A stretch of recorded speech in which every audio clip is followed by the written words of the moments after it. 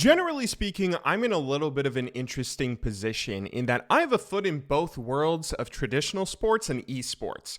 Not to stereotype, but that doesn't really happen too often.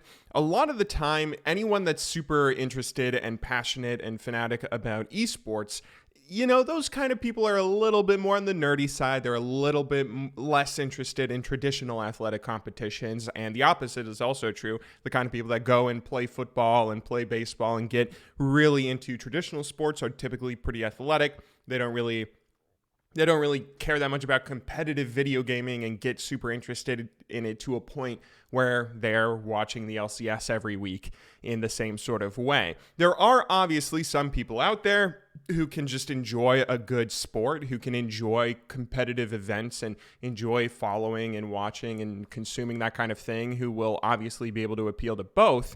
But there's a lot of people out there that are kind of stuck in one world, and that gives them a bit of a warped view of their own world as well as the other one.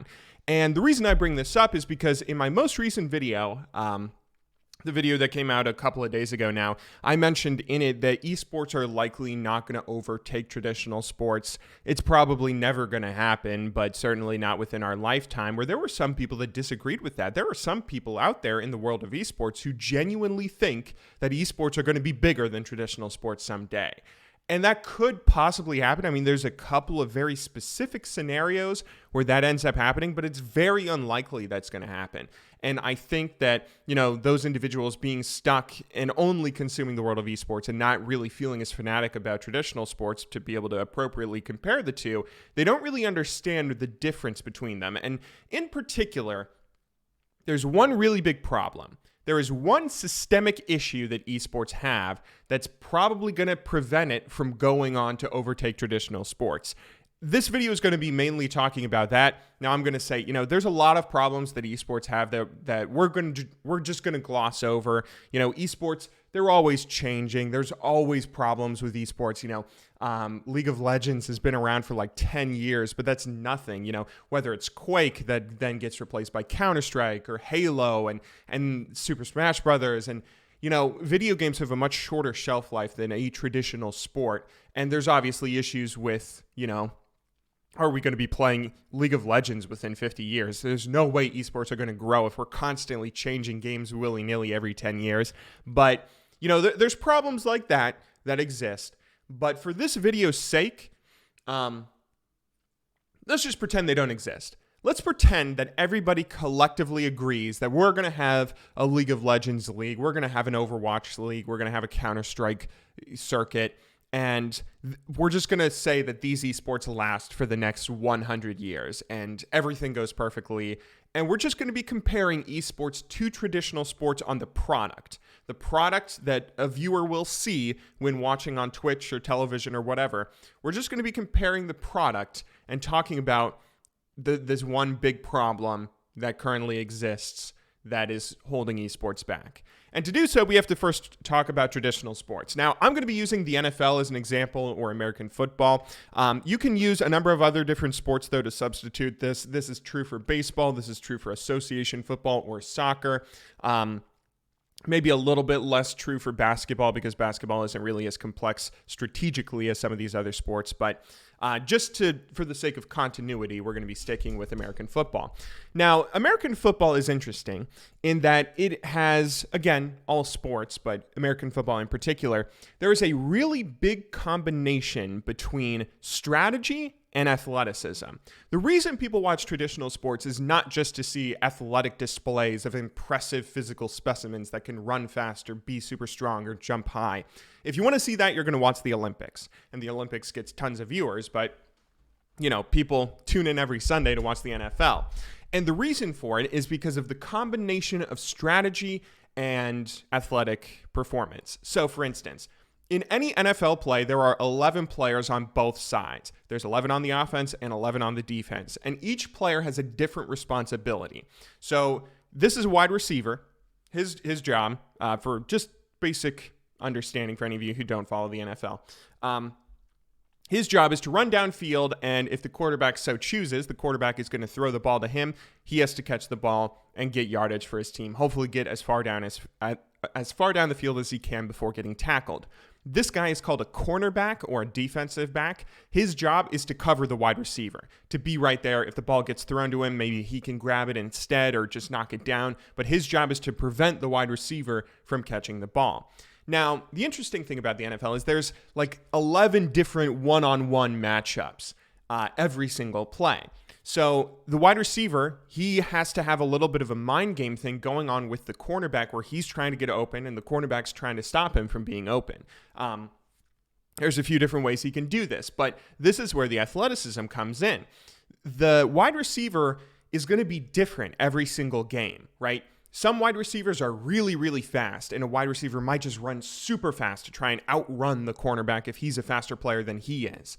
Some wide receivers are super strong or super tall. He might just be able to outmuscle the guy. If the quarterback throws the ball really high, he can put it in a position where he'll grab it and he's not going to be able to. Maybe some wide receivers are super agile and he'll be able to put what's called a double move where he'll run and try and juke the cornerback to get a little bit of separation so he can then run down the field and make a catch. But the athleticism is the thing that kind of makes things interesting because then that's going to change how this guy covers him. So, for instance, if this guy is super fast and he can just run past him and outrun this guy, then he's not going to be playing so far forward. This guy's going to play a little bit further back here and anticipate that this guy's going to outrun him. So if he's playing a little further back, then that might give an opportunity for this guy, instead of just running super far deep, to run a slant or to just run a little bit down. And as the guy's backing up, getting ready to cover him, if he just starts sprinting downfield, he'll run down and then run a curl and then be able to catch the ball. He'll be wide open.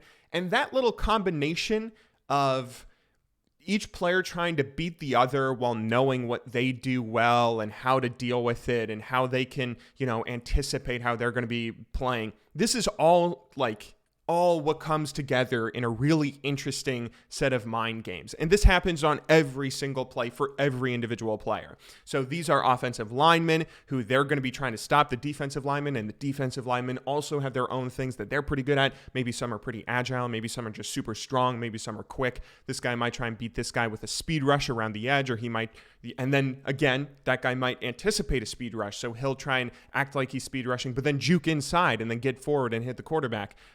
The linebackers, they're responsible for covering any sort of running play. So right here, the running back is motioning outwards.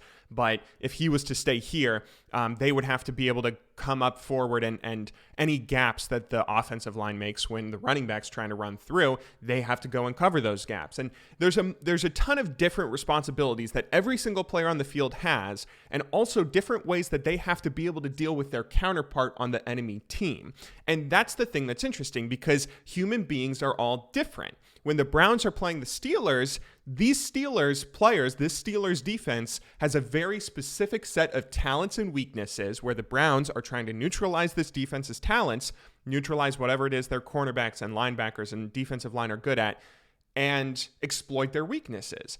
But then when they go and play a different team, there's a completely different criteria, a completely different set of strengths and weaknesses, because they're completely different individuals that are physically different. And that's the thing that really makes sports interesting, is that human beings all have natural strengths and weaknesses within their physical bodies, right? Some people are faster. Some people are more agile. Some people are taller. These aren't things that you can change. You can't just work out in the gym all day and get taller, right? You can't get stronger beyond a certain point. You can't get faster beyond a certain point.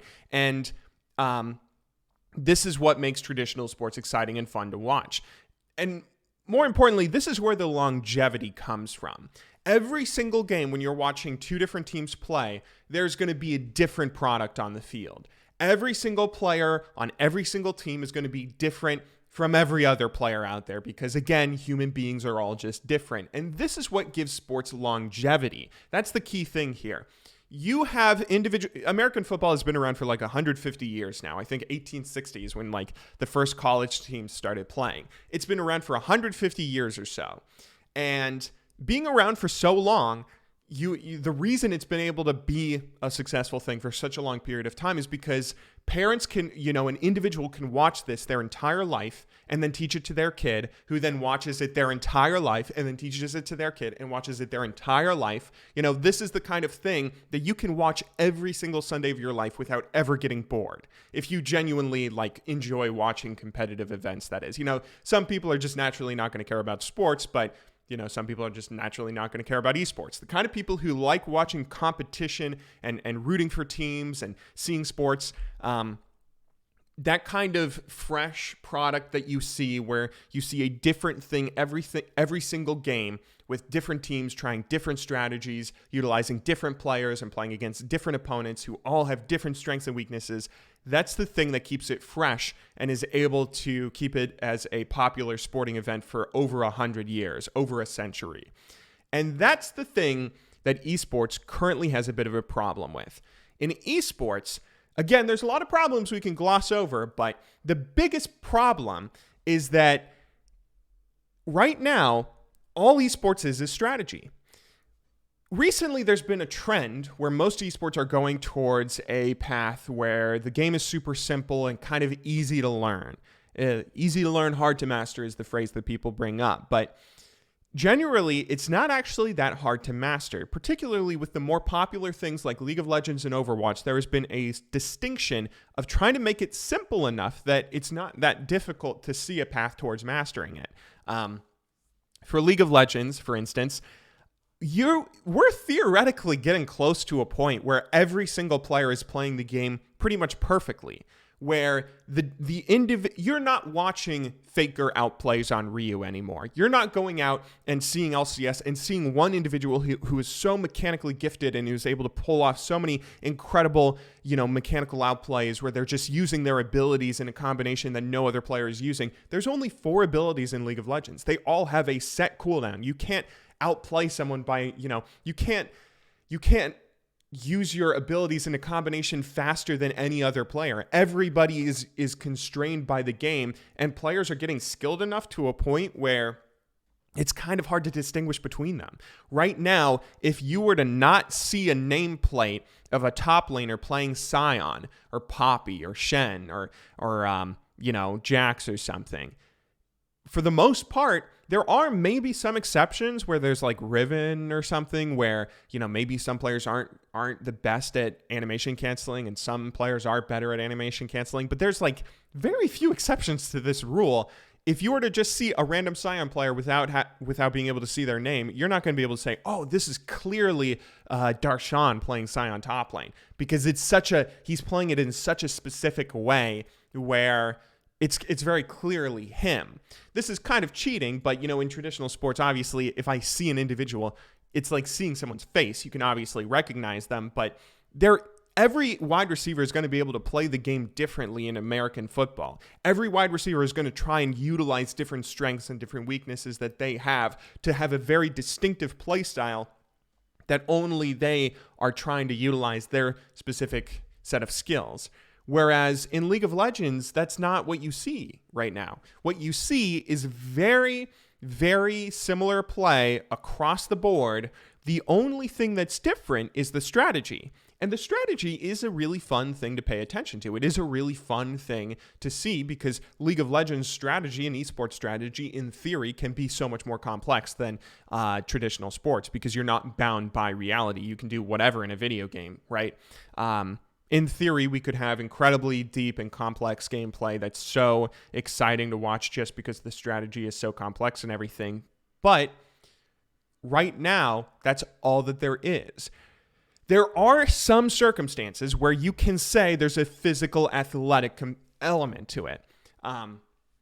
You can say that there's a physical athletic element to playing StarCraft Brood War, where there is so much going on between taking care of your economy, constantly making workers, between scouting your opponent through the fog of war, between going and actually managing an army and then trying to micromanage each unit or each group of units to fight perfectly and go and scout your opponent and try and harass them and also defend your base. StarCraft is something that's so complex that you probably aren't ever going to be able to play it perfectly. Similarly, Super Smash Brothers. People joke quite a bit about 20XX, the idea that eventually in 1 year, everybody's going to be playing Fox because Fox is, in theory, the best character if you can play him the best mechanically. But in Super Smash Brothers, not only does every individual character have different strengths and weaknesses, and a Fox and a Falco, or Fox is different from Falco, who's different from Captain Falcon, who's different from Marth, who's different from Peach, who's different from Jigglypuff, and all the other top tier characters that you see often in tournaments. But each individual player can play the character differently as well because, again, different strengths and weaknesses players might have. Some people might be super good at spacing. Some people might be super fast mechanically. I mean, a great example of this, I don't remember if this is, or I don't know if this is true nowadays, but I forget the guy's name. Something Wolf, Snow Wolf. Shoot, I forget his name. There was a Wolf player from, or not Wolf. I think he played Wolf in Brawl, but there's a Fox player from Seattle who is super gifted mechanically. I mean, he is so great at being able to pull off 1,000,000 actions per second. But he doesn't have as great, ability to read opponents. He doesn't have as great spacing and other mechanics that's allowed him to become like the best player in the world or whatever. And similarly, Hungrybox, he has been able to almost annoyingly dominate the competitive scene for an incredibly long period of time while playing Jigglypuff. Just because the things that he's good at on Jigglypuff, he's able to outplay people who are maybe, doing more things mechanically than he is when they're playing Fox or something. But he's able to do what he does so much better, right? There are a few esports, the point I'm getting at here, there are a few esports out there where there can be a little bit of a distinction between, okay, actually there is a difference athletically, we'll use that word. There is an athletic difference between watching Mewtwo King play and watching Mango and watching HBox and watching all these different Smash players or StarCraft players or whatever. But right now, most of the esports that we're trending towards, the League of Legends, the Overwatch leagues, the Fortnites, they aren't complex enough to a point where we can say that it's actually super different watching different top laners play. The only difference comes from the strategy, and that's an issue because it's turning into chess. That's what League of Legends is going to turn into. That's what esports are going to turn into. It's going to be chess, where it's going to be very well respected. Chess is something that's been around for thousands of years. It's still kind of interesting and exciting to see a chess prodigy, or to watch Bobby Fischer in the 60s or whenever that was, or to watch Magnus Carlsen or whoever, right? It can still be a very exciting and fun thing to pay attention to the world of chess, but it's not a huge spectator sport because, as exciting and interesting as it might be to see individuals out there and how they might utilize various things and the different strategies that they might try and choose and whatnot, as exciting as that might be, it's not exciting enough for a viewer to just watch strategy. There has to be another element to it. That's the problem with card games too. I mean, if all there is strategy, then firstly, you're kind of limiting your audience to people who care about or pay attention to the strategy of the game beforehand so they can understand what's going on. But that's a very one-dimensional kind of event to watch. You need to have a physical element to it as well, where esports are, they're slightly more physically demanding than card games or chess, but when we get to a point where League of Legends is simple enough, it is simple enough already, but when players are good enough that there actually isn't a distinction between the physical element, when everybody is able to CS as good as everybody else, when everybody's going to be able to pull off their combination of abilities as good as everyone else, when there is no difference in Scion play from every other top laner compared to whatever top laner you're watching, then that's gonna be where we're at, and it's coming pretty soon. I feel like, right?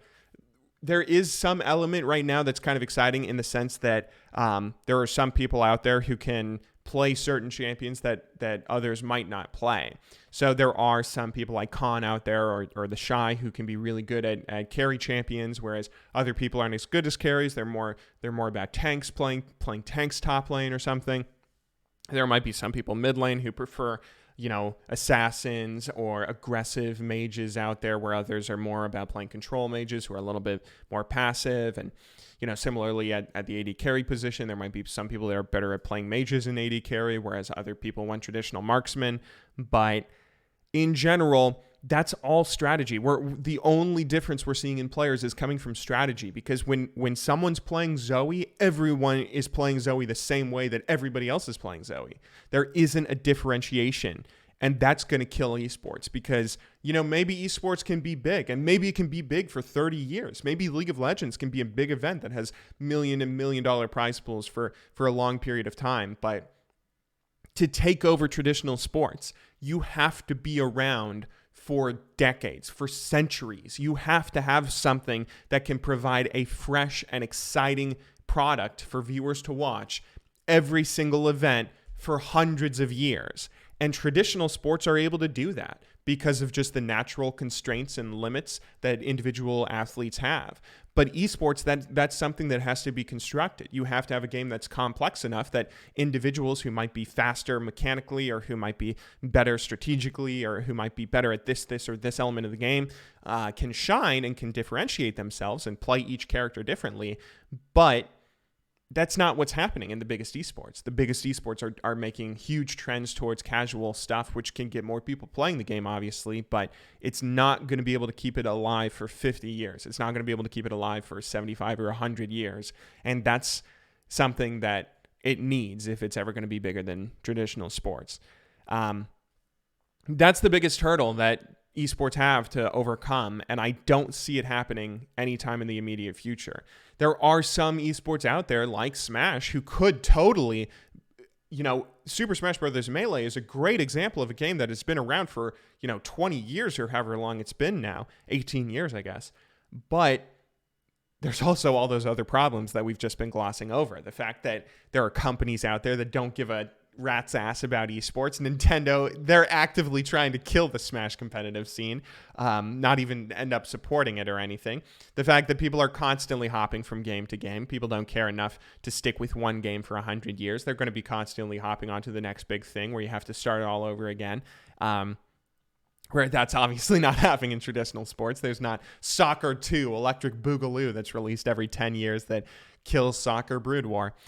But anyway, that's something that I think a lot of people are overlooking, and something that everybody needs to have a deep understanding of. Because if you don't understand what it is that captures me, who captures the kind of thing that captures the individual out there who wants to see traditional sports, if you can't convert them into watching esports, or get them to understand esports in that same sort of way, or get them to watch esports as passionately, then there's never going to be a year where esports grows to be bigger than traditional sports. But anyway, those are all my opinions. You guys can, of course, go ahead and leave your own in the comments down below. But that's something I really hope people will start making a bigger trend towards fixing, because I think it is something that's really hurting and affecting a lot of the larger esports out there, especially Fortnite and Overwatch League. Like, people thought League of Legends was casual when it was overtaking StarCraft, but we're just getting worse and worse from here. But anyway, I hope you guys all enjoyed watching today's video. I will be back with another one in a couple of